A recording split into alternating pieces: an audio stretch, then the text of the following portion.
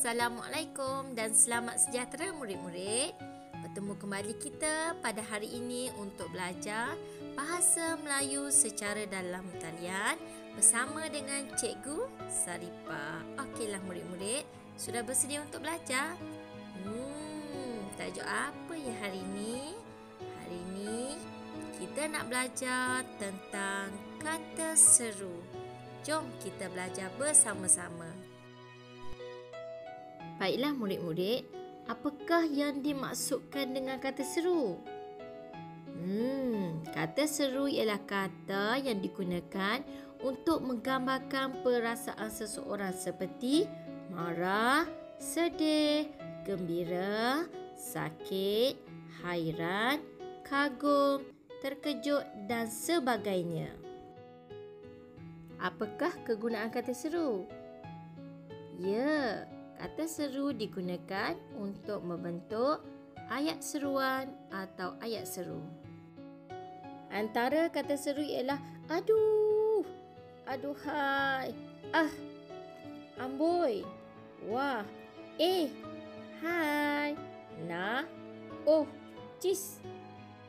Kata seru ini mempunyai fungsi ataupun penggunaan yang berlainan di antara satu sama lain. Jom kita lihat fungsi-fungsi atau kegunaan kata seru tersebut. Yang pertama ialah kata seru aduh yang digunakan untuk menyatakan perasaan sakit. Contoh ayat seru yang dihasilkan ialah aduh, sakitnya kepalaku. Contoh yang kedua, aduh, pedihnya luka ini. Daripada contoh-contoh yang telah cikgu sertakan ini menunjukkan bahawa penutur berada dalam keadaan kesakitan. Seterusnya ialah kata seru aduhai, iaitu untuk menyatakan perasaan sedih, simpati dan juga ritihan. Contoh ayat yang dihasilkan ialah aduhai, malah sungguh nasibku ini. Dan contoh yang kedua ialah aduhai, banyak sungguh ikan yang mati. Daripada contoh-contoh ini jelas menunjukkan bahawa penutur ataupun penulis berada dalam keadaan yang kesedihan mengenangkan nasibnya yang malang.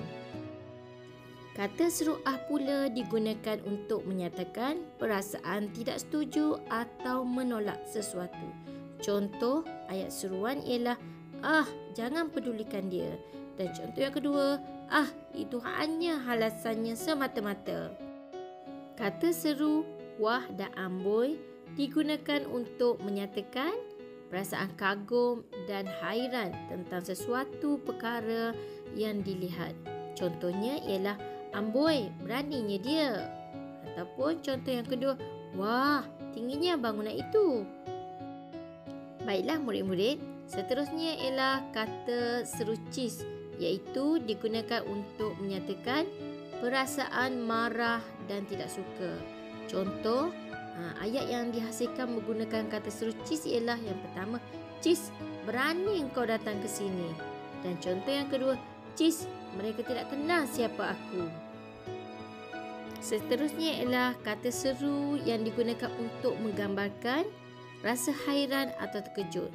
Ya, kata seru yang sesuai ialah kata seru Contohnya ialah tadi beg saya ada di sini.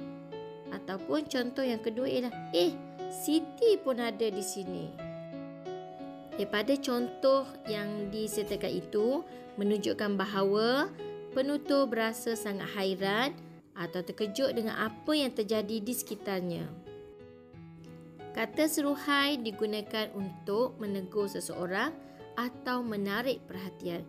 Contoh dalam gambar yang murid-murid lihat ini menunjukkan pertemuan dua orang sahabat yang telah lama tidak berjumpa. Contohnya ialah hai, lama kita tidak berjumpa. Atau contoh yang kedua, hai, selamat berkenalan. Kata seru hai juga digunakan untuk menunjukkan sikap kita yang tidak sombong apabila berjumpa dengan seseorang. Seterusnya ialah kata seru nah yang digunakan untuk menarik perhatian apabila memberikan sesuatu barang. Contoh yang pertama ialah nah, ambillah semuanya.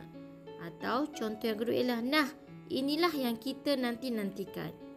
Kata seru yang terakhir akan murid-murid pelajari ialah syabas yang digunakan untuk menyatakan perasaan gembira, puas, memuji atau mengucapkan tahniah kepada seseorang.